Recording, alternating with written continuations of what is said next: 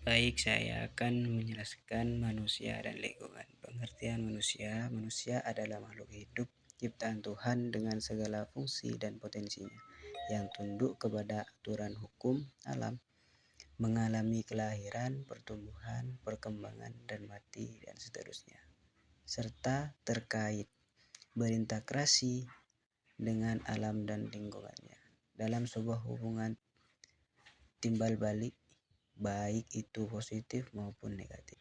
Yang kedua, pengertian lingkungan.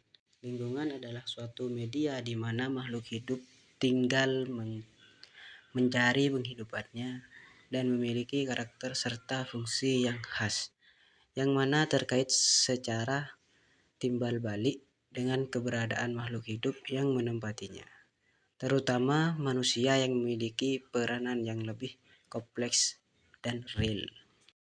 Selanjutnya,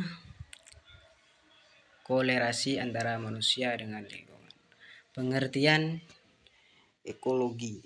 Ekologi terdiri atas dua suku kata Yunani, yaitu oikos yang berarti rumah tangga dan logos yang berarti firman atau ilmu. Jadi secara harfiah ekologi berarti ilmu kerumah tanggaan. Selanjutnya yang kedua, lingkungan hidup manusia. Manusia hidup, tumbuh, dan berkembang dalam lingkungan alam dan sosial budayanya. Dalam lingkungan alamnya, manusia hidup dalam sebuah ekosistem, yakni suatu unit atau suatu fungsional dari makhluk-makhluk hidup dengan lingkungannya. Terus selanjutnya, pengaruh manusia pada alam lingkungan hidupnya. Jika kita menelusuri kembali sejarah peradaban manusia di bumi ini, kita akan melihat adanya usaha dari manusia untuk menyempurnakan serta meningkatkan kesejahteraan hidupnya demi kelangsungan hidup sejenisnya. Pada saat manusia hidup mengembara, mereka hidup dari hasil perburuan, mencari buah-buahan serta umbi-umbian yang terdapat di hutan-hutan. Mereka belum mengenal perihal bercocok tanam atau bertani, dan hidup mengembara dalam kelompok-kelompok kecil dan tinggal di gua-gua. Bila binatang buruan mulai berkurang, mereka berpindah mencari tempat yang masih terdapat cukup binatang buruan sebagai bahan makanan. Akan tetapi, lambat laun dengan bertambahnya jumlah populasi mereka, cara hidup semacam itu tidak dapat memenuhi kebutuhan hidupnya. Kemudian, mereka mulai mengenal cara bercocok tanam yang masih sangat sederhana, yaitu dengan membuka hutan untuk dibuat ladang yang ditanami dengan umbi-umbian atau tanaman lainnya yang telah dikenalnya sebagai bahan makanan. Rumah-rumah mereka pada saat itu ini semua seperti zaman-zaman purba gitu. Kalau zaman-zaman purba, rumah-rumahan itu memakai batu. Dan selanjutnya, gambar ini menunjukkan bahwa lingkungan itu ada lingkungan biotik. Lingkungan biotik itu ya seperti di pedesaan umumnya, itu seperti itu di gambar ladang-ladang, nah itu biotik, perumahan itu biotik. Nah terus ada juga abiotik. Abiotik itu ya bisa dibilang tinggal di pesisir atau di sereng-sereng gitu. Itu adalah abiotik. Selanjutnya adalah permasalahan yang timbul. Misal contoh masalah erosi dan banjir. Erosi merupakan gejala alamiah dan seringkali pula disebut sebagai erosi geologi. Peristiwa erosi terjadi secara perlahan-lahan, terutama terjadi dengan bantuan media air di sungai yang mengikis dasar dan lapisan sungai. Yang kedua adalah pencemaran lingkungan atau tanah. Pencemaran tanah, sampah-sampah industri pertanian yang menggunakan pupuk buatan telah menyebabkan pencemaran tanah. Sampah-sampah tersebut adalah bahan-bahan kimia yang bila berkumpul dalam jumlah tertentu dapat membahayakan kehidupan melalui tanah, di mana pepohonan tumbuh berkembang bagi hewan dan manusia. Jumlah nitrat yang berlebihan merupakan racun. Lalu yang ketiga, pencemaran air. Bahan-bahan pencemar dapat tersebar dengan air dalam banyak secara langsung dan tidak langsung, misalkan melalui pembangunan limbah pabrik. Terkena pestisida, herbisida, dan insektisida yang digunakan manusia dalam pertanian dan sebagainya. Yang keempat adalah pencemaran suara. Pencemaran suara, kebisingan yang terjadi di kota-kota besar sebagai akibat dari berbagai jenis suara yang dikeluarkan mesin-mesin atau kendaraan-kendaraan yang jumlahnya semakin meningkat secara tidak terkontrol. Hal tersebut dapat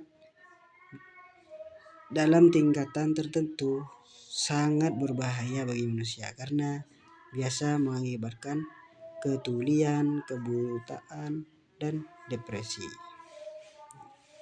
Yang kelima, kehutanan. Hutan merupakan kekayaan Indonesia yang tidak ternilai harganya. Sepanjang daerah Khatulistiwa, hutan di Indonesia membentang antara satu pulau ke pulau lainnya. Itulah mengapa Indonesia sering disebut Zamrud Khatulistiwa. Baik. Selanjutnya, iptek dan kelestarian hidup. Pandangan baru terhadap lingkungan. Masalah lingkungan hidup sebenarnya bukan persoalan yang baru. Kerusakan lingkungan oleh aktivitas manusia yang semakin meningkat, antara lain tercemarnya lingkungan oleh pestisida serta limbah industri dan transportasi, rusaknya habitat tumbuhan dan hewan langka, serta menurunnya nilai estetika alam, merupakan beberapa masalah lingkungan hidup. Pada tahun 1970-an, masalah lingkungan hidup semakin luas. Hal ini berkaitan dengan meningkatnya atmosfer bumi sebagai akibat dari terkendalinya efek rumah kaca. Pemanasan global pada 3 dekade akhir abad ke-20 telah menimbulkan 1. Peningkatan suhu, 2. Perubahan iklim terutama curah hujan, 3. Peningkatan intensitas dan kualitas badai. Yang terakhir adalah kenaikan suhu serta permukaan air. Berikut adalah yang terakhir adalah dampak positif bagi lingkungan hidup. Dampak positif di bidang industri. Yang pertama, diperluasnya lapangan kerja dengan berdirinya industri atau pabrik baru.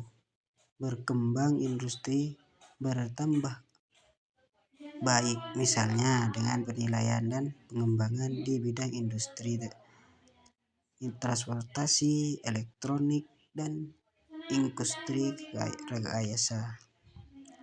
Yang ketiga, perkembangan tanaman sebagai bahan baku industri seperti kapas atau industri tekstil, kayu, sengon, dan pinus untuk industri kertas. Yang keempat, diciptakan mesin daur ulang sehingga sampah sebagai sumber pencemaran lingkungan dapat diurangi. Yang kelima, peningkatan industri ekspor migas dan non-migas. Yang keenam, memperoleh devisa dari industri pariwisata. Terus yang kedua adalah bidang pertanian. Bertambahnya varietas baru dan unggul. Yang kedua, peningkatan hasil produksi Pertamina. Yang 9, dikenal dan diperkaya alat-alat pertanian modern. Yang keempat, dikenalnya sistem memupukan dan obat-obat hama. Yang kelima,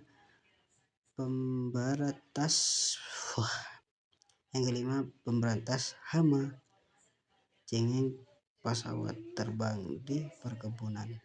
Yang keenam, dampak negatif bagi lingkungan hidup. Yang ketiga adalah bidang lingkungan alam. Lahan pertanian, perkebunan, peternakan, dan kehutanan semakin sempit karena dibangun banyak perumahan. Yang kedua, rusaknya lingkungan alam karena dibangunnya industri atau pabrik. Yang ketiga, terjadinya banjir dan erosi karena penebangan hutan tidak terkendali atau ilegal. Untuk pemenuhan kebutuhan primer dan sekundernya, manusia mengeksploitasi alam. Yang kelima, pemupukan yang berlebihan mengakibatkan pencemaran tanah.